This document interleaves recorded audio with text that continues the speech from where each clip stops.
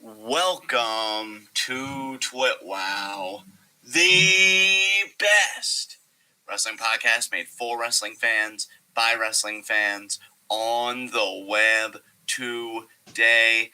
I'm John, that's my cohort and commentary Ashton, and this is our NXT review. I gotta say, guys, on the whole, I'm going to come down as liking this episode of NXT. There's one mid-card program that I'm already loving. I think it might actually be my favorite in NXT. Women's division is kind of heating up. We got some plans for that. And the big, one of the big main event angles, with UE, didn't really care for the segment tonight. It wasn't the worst, but I feel like it was kind of meandering a little bit. But we'll get all into that. So on the whole, I'd give this episode a thumbs up. Of course, we know next week is the big tag title scenario, women's tag titles on the line. And I think actually the NXT Tag Team Championship match has been canceled, and we'll get into why. And then we also learned that 2 weeks from tonight, we'll be getting Toni Storm versus Io Shirai for the NXT Women's Championship. So a lot of stuff happened in NXT, definitely putting its best foot forward booking-wise. Partner, how'd you feel about tonight's episode? Oh, man, I feel like you and I just cannot get on the same page about NXT, because I feel like last week you literally got on here and told me you hated it, and I was, like, glowing. I was so excited, and I loved the show, and now this week you're talking about how you enjoyed it, and you give it a thumbs up, and I really did not like this show at all. That's quite all right, man. I think there were definitely a few moments that I did enjoy. There were a few segments that I thought were good. Again, Cameron Grimes stole the show from me. I know you don't want to talk about that, but he's still entertaining as hell. And other than that, fuck, man, I had a really hard time enjoying the show. I just, you gave it a thumbs up, and I'm assuming that's not like a super strong thumbs up, though. Like, what? No, certainly not. If you had to rate the show out of 10, what would you give it? Like a 7.5, maybe? Maybe even a 6.5. Okay. I want to qualify, so I'm not taken out of context. I would give this show a pass, but I don't know. Yeah, barely kind of thing. I think I'm actually in the same boat as you. I just feel worse about it than you're saying you do.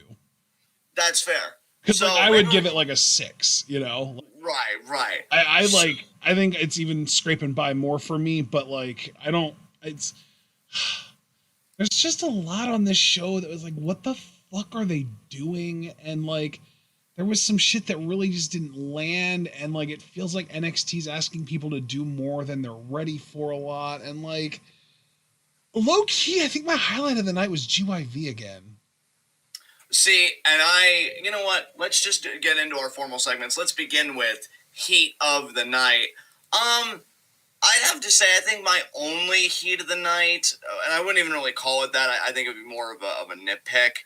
I didn't like that we build matches only to have heels kind of attack, and I feel like this happened technically twice, because Swerve attacked Leon Ruff, and we were scheduled to get Tyler Rust versus Leon Ruff, and I was a bit ticked about that, because I like Swerve, but I'm not really interested in a Swerve Leon Ruff program.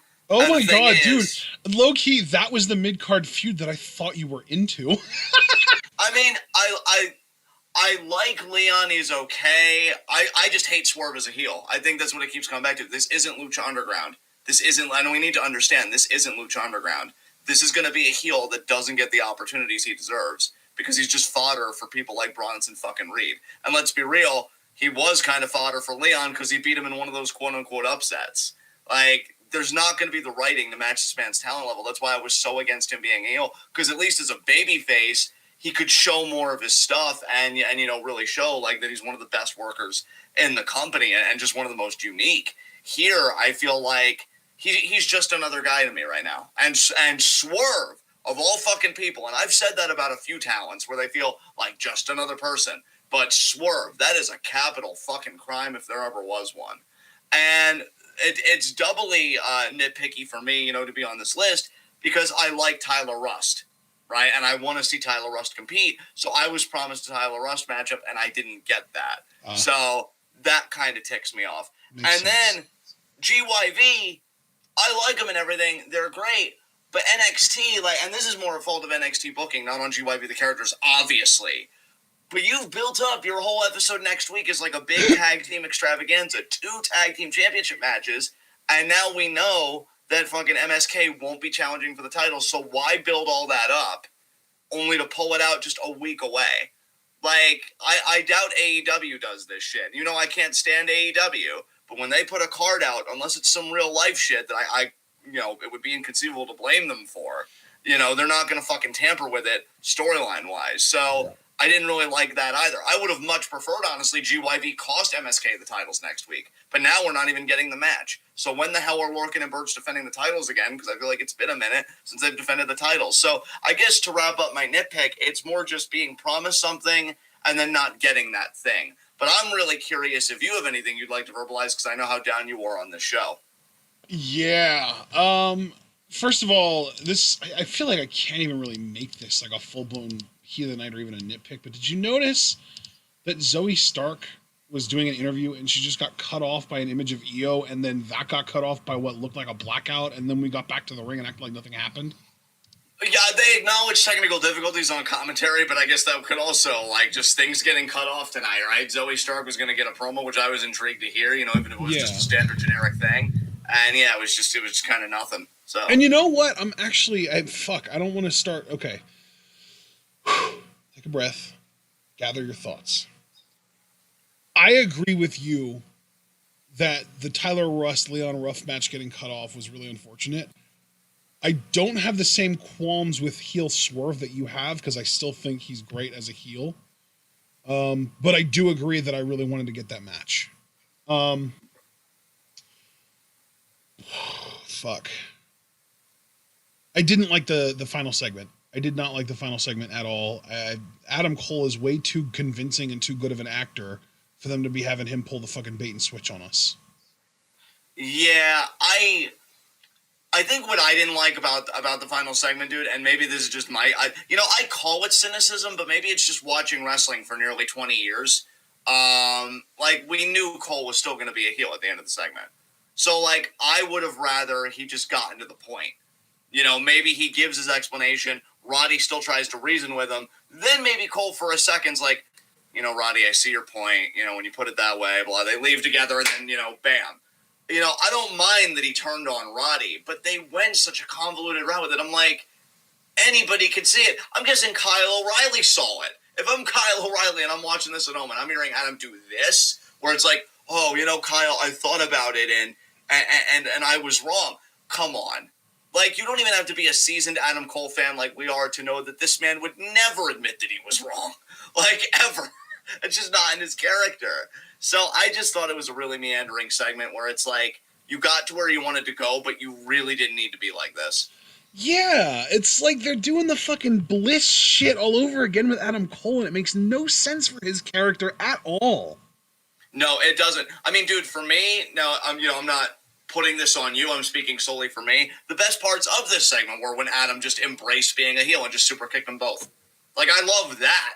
I'm like, keep that energy. But everything where it's like, oh, man, you know, I screwed everything up. It's all my fault. I'm like, I don't believe this. Nobody that knows Adam Cole 1 iota should okay, so we had different reactions to this because I was sitting here like, what the fuck is going on right now? What does he mean he screwed it up? Like, I'm trying to figure out what he's saying because I'm, I guess, fucking gullible as hell, and I don't want to believe that I'm being lied to by these characters, but obviously I was. So I'm sitting here trying to figure out, like, what the hell is he talking? Like, is he having, like, a mental breakdown? Is he going to try and say, like, he didn't want to do it, he had to do it, or it was forced upon him, or whatever?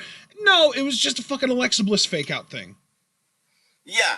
Yeah, it's funny that we had those two different reactions, because I had that sense immediately when he's like, oh, watching that, I feel sick to my stomach. I'm like, okay, this is where the work starts. Well, yeah, because I immediately, when he said that, I thought he was going to be like, sick to my stomach that I didn't end your career right then and there. But no, he fucking dedicated, like, he committed to that shit.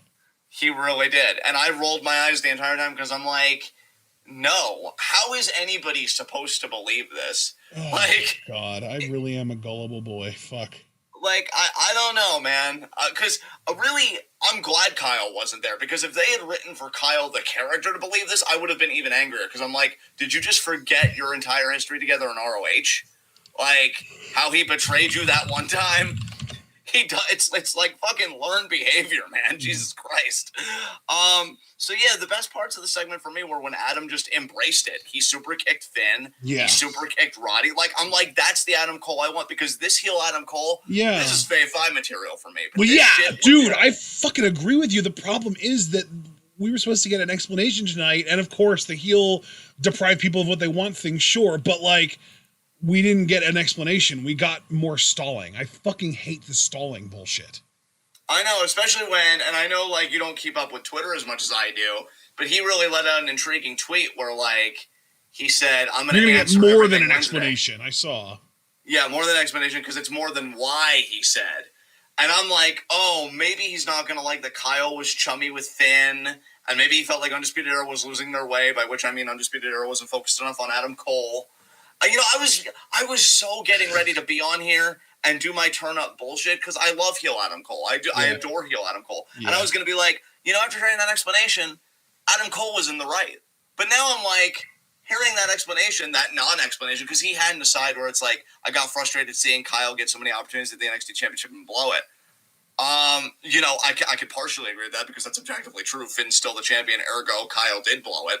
But like, so all you the other need to stuff tell me that they're really going to go forward with this, with the only explanation being jealousy, rather than Adam Cole being the fucking smart enough person to realize that that was the first takeover in years to not feature anyone in the Undisputed Era, and that he felt like they were losing their grip on the main event because of Kyle O'Reilly being the featured one now. Like, that's where you go with this. You don't just say, oh, he was jealous. I agree with you 1,000%. I mean, there's nothing for me to kind of take a contrarian position about. You're 1,000% right, but it really seems like it's going to be a basic Adam Cole was insecure because Kyle O'Reilly got the spotlight for 2 seconds. And, you know, I don't know. I don't want to, like, say that that's all they're going to do with it, but that does seem like it. I actually agree with Alex Foster here completely.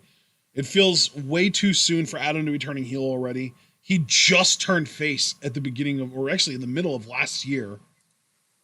And yeah, I fully sign on to what Foster just said there, because he said, I feel like Adam Cole shouldn't be a heel or the top guy again. And it still feels too recent. And yeah, like the heel thing especially really does ring true here. I feel like Adam Cole turning heel this soon after he turned face last year, it feels sloppy to me. It really feels like they just turned him face to have that one feud with Pat, and now Pat's not around, so he can't stay face, and they're just going to turn him heel again.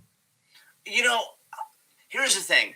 It's not that I'm not sympathetic to you and Foster's point there, but I don't know how much creative control Adam has. I would have to assume maybe some, because he's one of the biggest names in NXT. I feel like his face runs never last that long. Like, I almost Paul's like right, too. He turned heel with the same lack of explanation that he did when he turned face. Because when he turned face last year, it was really completely unexplained. It was literally just like he's feuding with a guy that's a bigger dick than him, and that's it. And now it's just like, oh, well, he's just decided to be a bad guy again. He doesn't like the good guys that are being nice anymore. Which, I mean, I get. I mean, heels forever, right? But, like, you know, have an explanation behind it. And more importantly, again, I feel like historically, Adam Cole's face runs never last that long. Because he had dude, this is almost, I'm not going to say straight up because there are obviously differences, but this is almost straight up ROH booking. Because remember, Adam turned briefly face for that little period before he betrayed Kyle in his big ROH title match. Like, Adam is never face for that long. I agree with you that I wish it would have lasted a bit longer. Maybe they would have had, like, I feel like how I would have handled this if you didn't want him as face that long and you're like, all right, come on, you know, we want Adam to be the top heel again. Okay, cool. You at least give him one babyface feud where he comes up short while you're watching Kyle O'Reilly in the main event. You make that contrast of Adam's losing mid-card feuds, Kyle's in the main event, Undisputed, and they're both unsuccessful. Undisputed Era is losing their grip, as you said, and then all of that's a maelstrom of things where Adam Cole just fucking, he snaps, and he's like, you know, fuck this. I'm going into business for myself. I just feel like this first segment, post-Brutal Attack, which here's the thing, too, and I hate to even say this, right, because so many people were genuinely concerned about Kyle because, you know, the type 1 diabetes and the seed, like all that stuff. But you've got all of this sympathy for Kyle, all of this worry for Kyle, and they don't even really tap into it. And instead you do this whole thing where Adam has remorse. I don't know. I just feel like it was so mishandled. And you know what, dude? It actually plays into my heat of the night from a week or two ago where I was saying about how angry I was. I think it was actually on SmackDown, not even on NXT, where I was talking about how angry I was about the WWE not committing to heel turns anymore. And tonight was just another example of them doing the fucking push-pull garbage. It's like Adam Cole turns heel on Kyle O'Reilly at TakeOver. Boom, it's official. He's a heel. 10 days later, Adam Cole cuts a sympathetic babyface promo before turning heel again afterwards. I hate this shit. Turn him fucking heel and keep him there, goddammit. Yeah. What happened to... Am I just old? Is that what this is? What happened to the days when someone would turn heel, show no regrets, and come out the next week and be like, I'll tell you exactly why I did it. Here's why I did it. And they would actually tell us why they did it. And it would make sense. That doesn't ever happen anymore, ever. Yeah, you're not old, friend. Wrestling has just kind of lost its way in that regard. I mean, I'm telling you, man, I don't think they know what to do. And that's another thing. Like, again, I don't need to explain how I feel about AEW. I've taught that to death. But, like, I'd like to think, based on what I see, on social media and stuff, even if their storylines are bad, at least they commit, or at least they abandon early enough not to cause any harm. There's so much start and stop with WWE. Yeah. Well, Dark Order, I really can't comment on that substantively for obvious reasons. But, I just mean the Dark Order stuff. I just mean, like, they tried taking it seriously at the beginning. They realized it wasn't working, and it's been pretty lighthearted ever since, Right. But or, like, whatever the fuck that nightmare fucking Brandy Rhodes faction that they were thinking about doing, and they just completely dropped. Yeah. I feel like WWE doesn't even have any confidence in what it puts out. It's like, well, maybe we're doing this, but maybe not. Keith Lee's a perfect example on the main roster. He fucking beat Orton in, like, a few minutes at fucking Payback. And you're like, oh, yeah, that dude's totally primed for the WWE title. Crickets.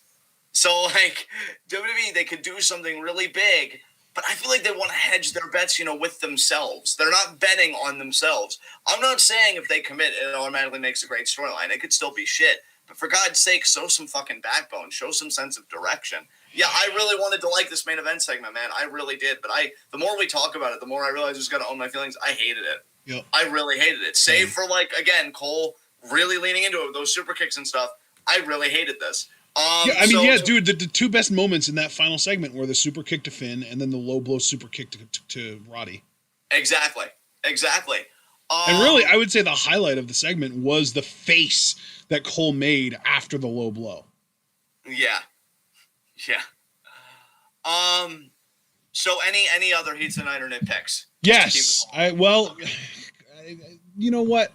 We're not going to talk about him anyway, so fuck it. I absolutely despise the booking of Cross Escobar tonight. Oh, yeah. Dude, in our review, I was just going to say we're skipping this entirely because the piece of shit won. That's really what this was. You're right, but it still involved someone that we love, an Escobar, and, like, I think Javaris mentioned this earlier, the fact that they're actually trying to make us cheer for Cross over Escobar here. They're, like, very clearly trying to make Cross the babyface here. Like, fuck yourselves. Yeah, because when you think about, again, the tweets and stuff that you told me, and then you think about Escobar's background, it's like, no, it's really gross to make somebody that more than likely has that ideology the babyface against somebody like Escobar. Like, I really did, man. Like, I knew we were going to skip it regardless, but I'm like, at least they're letting Escobar get offensive. But then I realized, like, none of that matters. Because really... And anytime Escobar got offense in, it was never his own merits. It was always because of the help of LDF. Exactly. And, like, Jesus Christ. And I think to get outside of the social and political commentary, which I'm not saying that's not important, but to keep it more wrestling-based, if you're an Escobar fan like I know we are and like I know a lot of our chat is, this is actually a very disheartening thing, too, because I've been having hopes. Maybe they're dead now, but I had hopes up until recently that Escobar, when he dropped the Cruiserweight title, maybe he'd move up to the heavyweight division, because I know Javaris has said every time we really get into these discussions, I want Escobar versus Finn. And I want that too, because I think that'd be a great fucking match. You do this where the moment Cross really gained control, it was over. Like that's the thing. The moment everybody was taken care of, and it really was one-on-one, he destroyed Escobar. Yeah. Why should I invest in him in the heavyweight division? Because if perception's I have reality, an answer for you. Let me just look in. You shouldn't. Exactly. I said on one of the earliest episodes of this podcast, you are what you're booked. And him, Escobar getting destroyed that way, that tells me, oh, you can't hang with the heavyweights. You're the king of the cruiserweights. Sorry, Pac. But yeah, you can't hang with the heavyweights. And that's what that tells me. And that's really fucking disgusting, because I don't know. I mean, you guys have heard me praise Escobar on the podcast many times. I don't think anybody carries themselves better than he does. I think he's got an amazing look. I think he's one of the best in-ring workers in the company. I could buy him beating Finn Balor for the NXT Championship, honestly. This Escobar running with his boys and shit, 100% could buy him. Downside is Cross would be able to come after him then, and we all know what would happen there because we just watched it happen. Exactly. So, like, yeah, the social and political reasons that we mentioned, you know, with fucking Cross being, you know, a Trumpist and all those things that come with that. Apologies to actual Trumpists in the literal sense with the instrument. I've been thinking about that the last few days. But on the wrestling side, it's like, shit, man. I can't buy Escobar in the heavyweight division, and that's something I really wanted on my NXT wish list. And, like, I don't know, I still said that Escobar would be cruiserweight champion for a year, and I know we're not there yet. So, like, mid-2021 maybe to early 2022. And now I'm like, what's the point? So anything else you wanted to say about that? I don't think so, no. I think we're done here. All right, then let's get into our NXT review. And I'm actually really happy we're starting with this, because I love this. I wanted to say, and I wanted to save it for when we got into our formal review segment, you know, breaking down the show. I know you said you thought the highlight for you was more than likely GYV again. Everything Dexter Lumis in the way was my highlight tonight. Yeah. I fucking love this shit. I actually, after I mentioned, my highlights of the night being GYV, I went back and looked at my notes and saw that was what opened the show. And I was like, oh my God, I can't believe I forgot that. That was amazing too. It really was. Yeah, dude. Oh my God. Okay, so we start with the way backstage. Well, Dexter Lumis makes his entrance, but then the way's backstage, and they're like, that's the way, we like it. And, you know, that's like kind of their team cheer. And also there's like, yeah, that should be a song. Oh my God. Johnny's face. You know what though, dude? You don't even have to say it, because you more or less verbalize Johnny's facial expression. Because he's just looking like, God, son, this is why I can't take you anywhere. Austin Theory is like that dude in class that pretends to be dumber than he actually is to try and get people to laugh. And he just takes it too far, and everyone knows that nobody could possibly be that dumb, and he's just fucking annoying.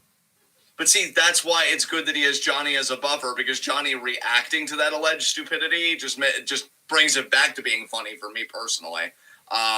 So I'm telling you, man, Gargano is in a weird pocket with me. I went from not being able to stand the dude and like, what the hell, to I think he's actually becoming one of my favorites on NXT, and it's kind of scaring me a little bit. I'm not gonna lie, because I am living for his fucking energy right now.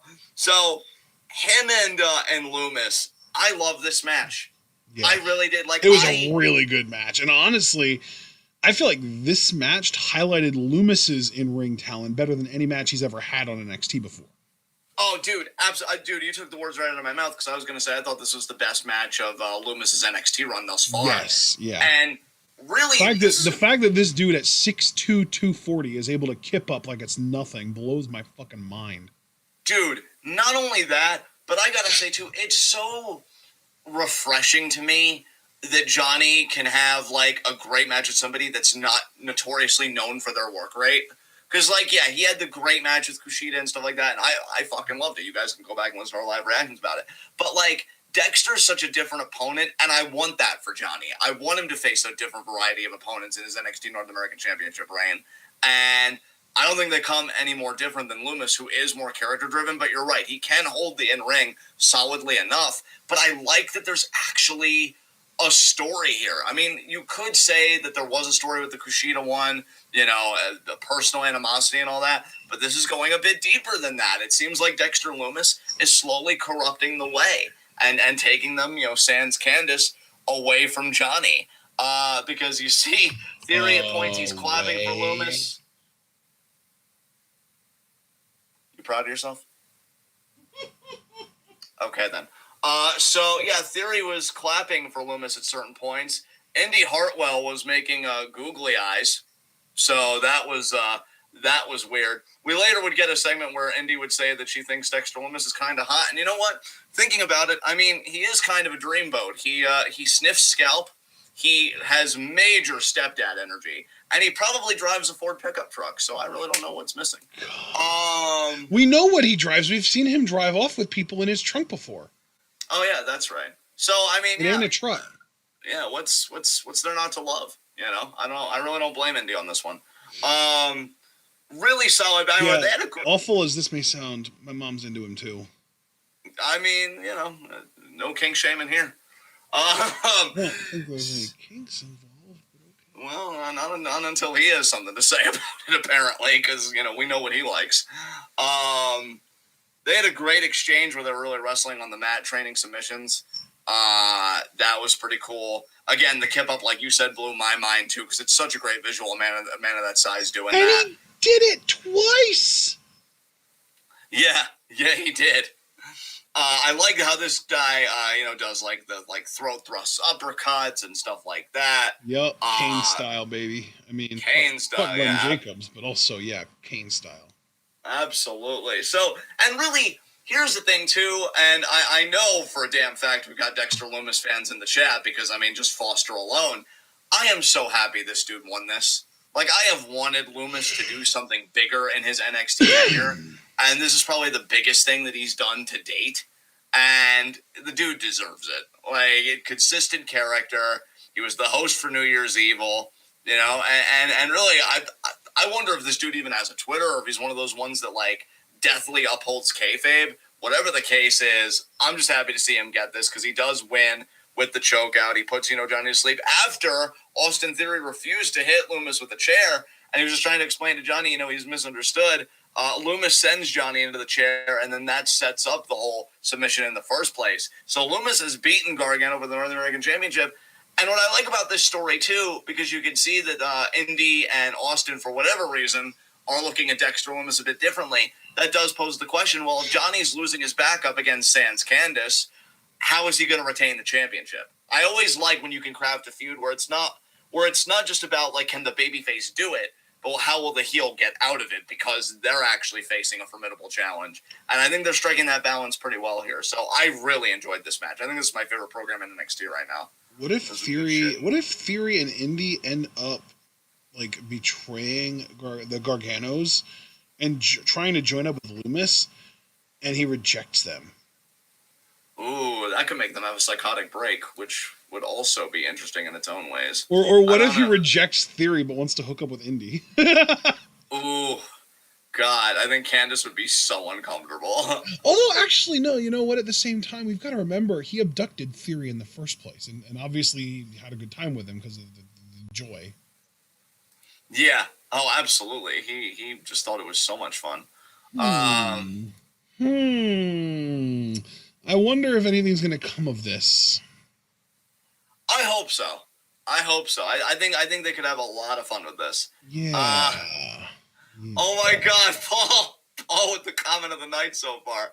I've had 2 steps bads. I don't mind a third. Can he make cheese and onion sandwiches just the way I like them? Yeah. Definitely. Oh, did you see the one before that? Kip up into my heart, stepdaddy, and into my... Oh my God. I love it. That was the one that I was laughing at. Oh, yeah, that's understandable. So after this, we get William Regal looking for Escobar. That's a thread throughout the night until the bullshit no DQ match. So just fuck all of that. We get an MSK. This was so annoying too. Regal was like a fucking obnoxious vice principal trying to make sure that some kid shows up to school one day when there's something important going on, just so that he doesn't get yelled at by the principal. I don't know. It just gave me weird vibes. I didn't like this. Yeah, I didn't like it either.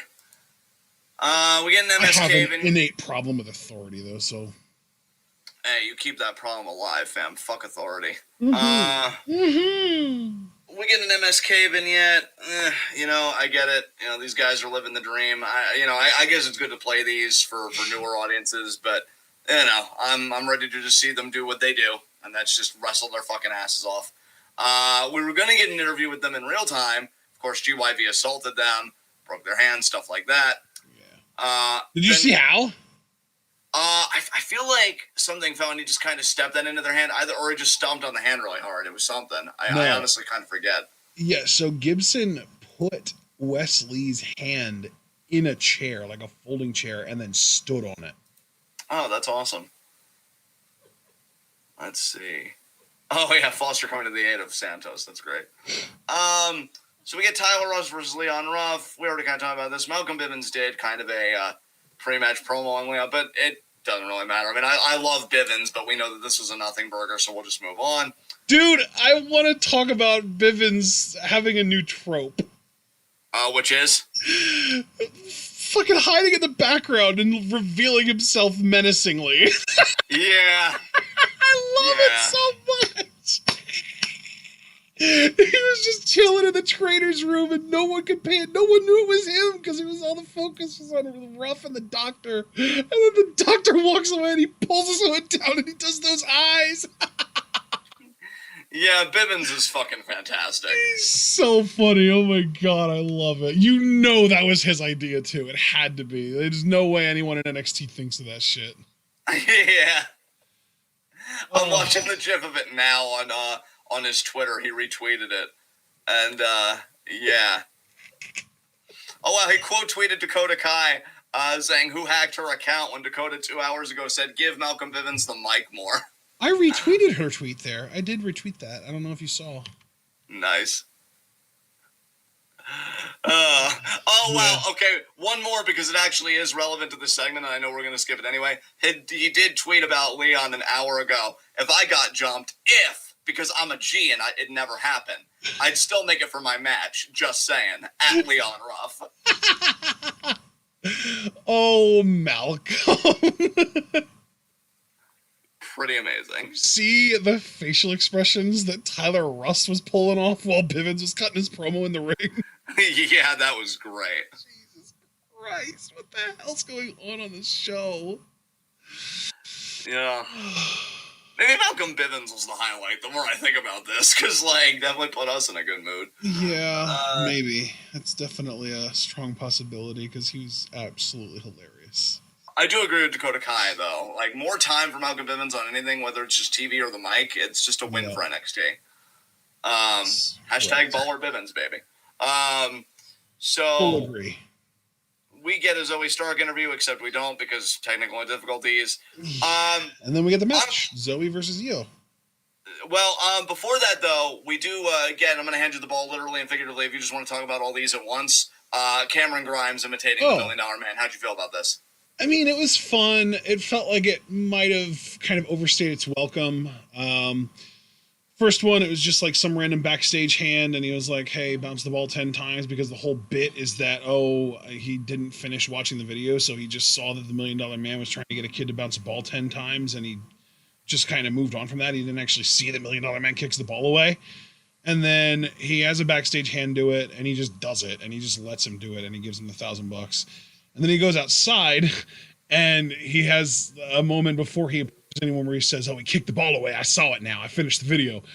And he goes up to these three people, and one of them, the woman in the middle, he apparently didn't know, is a former WNBA player.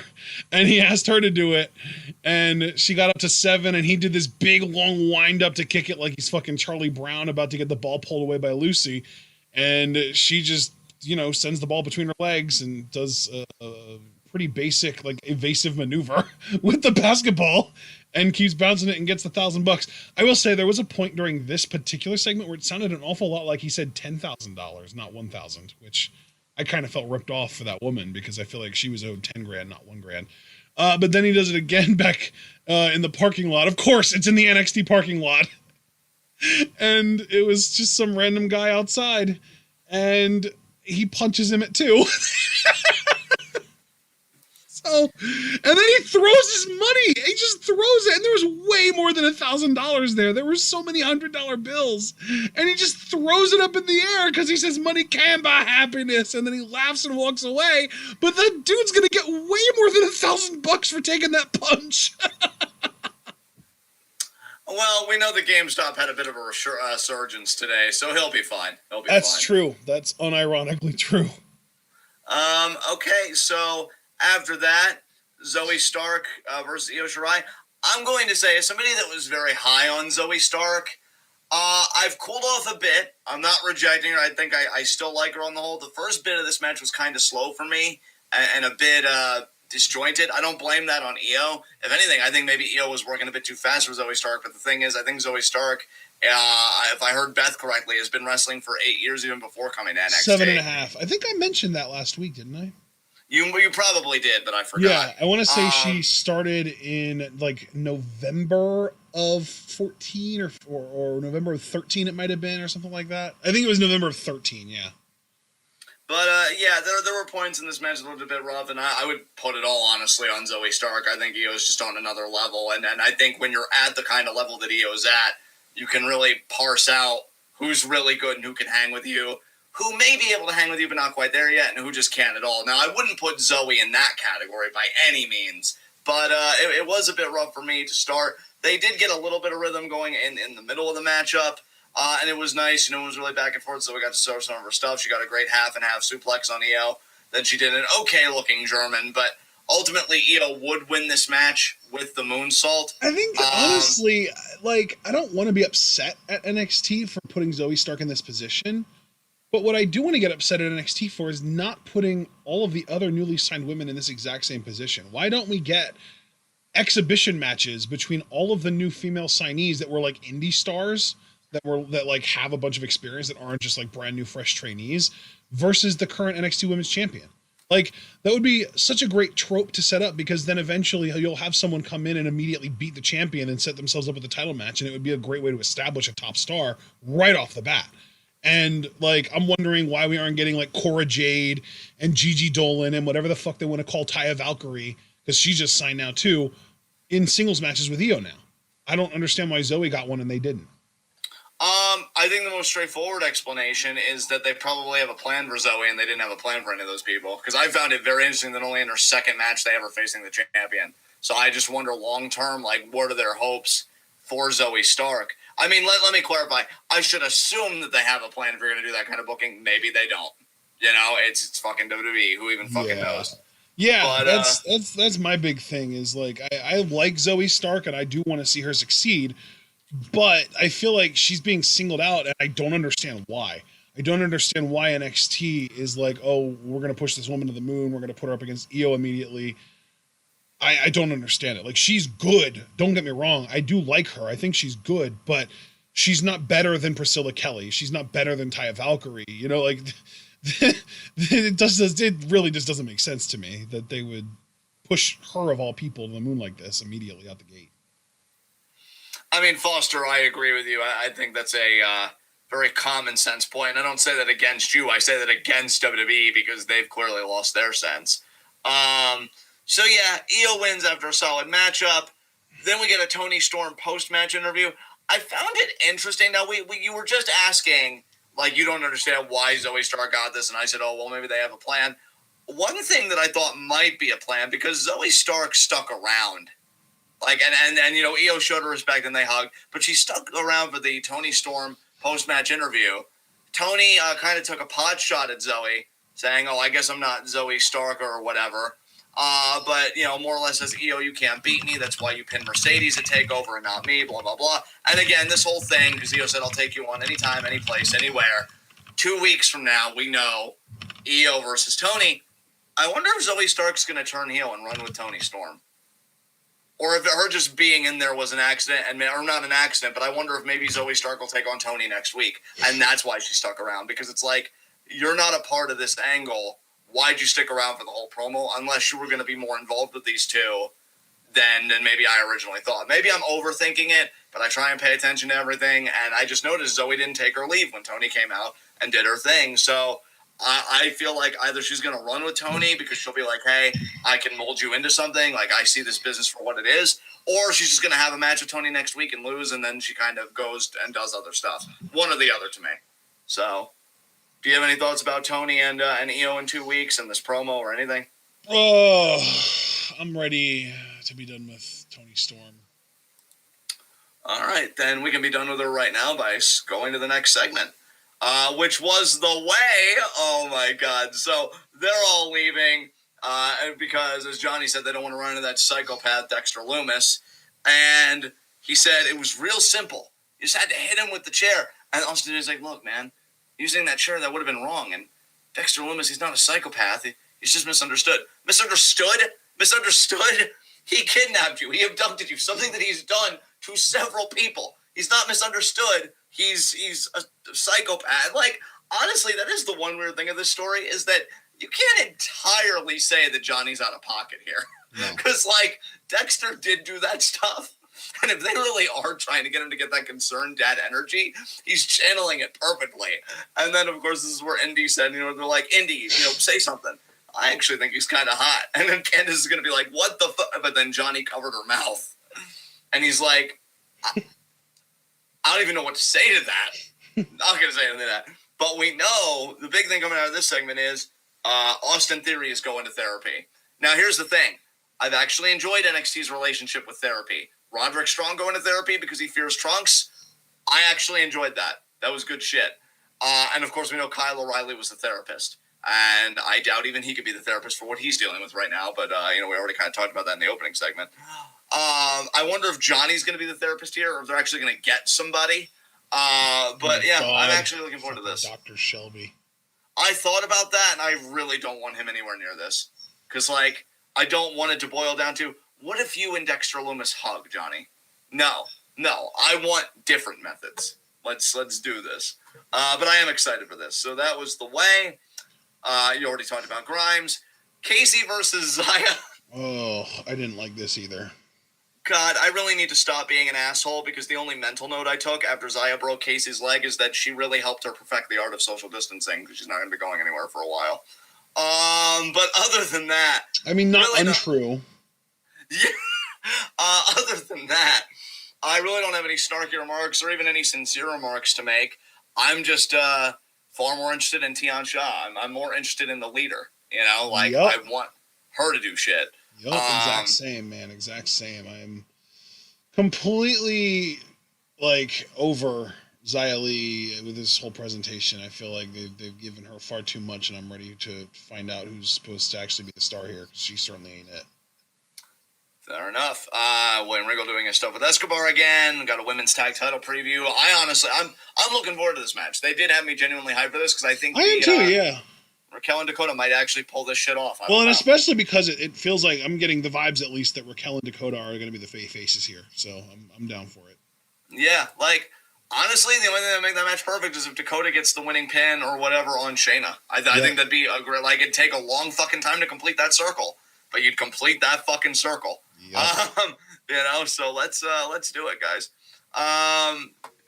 Grimes again. Then we get GYV versus Drake and Dane. Oh my God, I live with so many worthless bald fucks on the roster. This is the scalp I live for. Oh my God. Just on the mic, he's just so arrogant, and really, I was saving all this for Cole, but he fucking squandered it. It's so nice to hear a heel talk and be so right. He's just talking about, again, how there's and the way he stresses my S's, the way he stresses his S's, I should say, that sizzle sound from his lips, that's the same sizzling that goes on in my pants whenever I see that scalp and that in-ring ability, okay? That's what fucking happens. Yeah, damn right.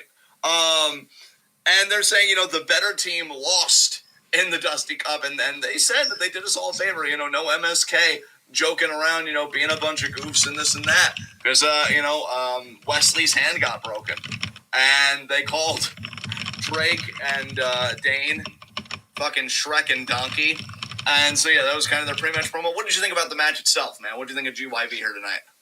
GYV are fucking amazing. I have nothing really to add here. They're just so good. Tag team wrestling in its best form, in my opinion. I could watch GYV wrestle twice a week, and it wouldn't bother me. Yeah. Yeah, I completely agree with you, man. I completely agree with you. They get the win here, obviously, with Ticket to Mayhem. So they're still like a really firmly established team. And I'm really thinking that MSK might take the titles off Lorcan and Birch because, I mean, honestly, even though they've been striving for those tag titles for so long, now that they've won them, I often sometimes forget that they even exist because I just associate Lorcan and Birch more with for the brand and helping Pete Dunne with his ambitions at present than being tag team champions. Yeah. So I'm really thinking MSK might win, and then we just return to GYV and MSK, which is not a complaint from me. After that, we get Alexander Wolf because Dane's getting Maverick to the back. Alexander Wolf's kind of sizing up Dane. He's saying, you used to be a monster. What happened to you? So they're kind of planting the seeds maybe that this team's going to be dissolved before it really gets off the ground. I don't know because I know Barrett was even making a point that he wants Dane to just kill people. I just want Dane off my TV, so I think they're both wrong. Dude? Right, though? Like, yeah. It's like, oh, man, you used to be awesome. And I'm just like, when? Exactly.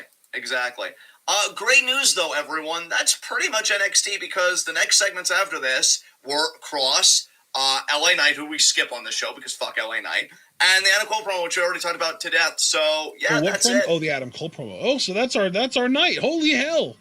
Yeah, we're done. That's why I was in such a bad mood at the end of this show when you called me, because those were the last 3 segments. Oh, yeah, but I mean, now we can turn that front upside down because holy hell, are we making good time? And let's continue the momentum with high spots, low shots. Gonna say my low shot is... You know what? My low shot's Johnny Gargano. Easy. Good call. North American champion losing a match clean and possibly losing part of his faction. Damn, that's... Losing part of his faction, and not only that, but somebody that is a legitimate threat to his championship... just really put themselves in contendership status. So, bad night for Gargano. Who's your low shot?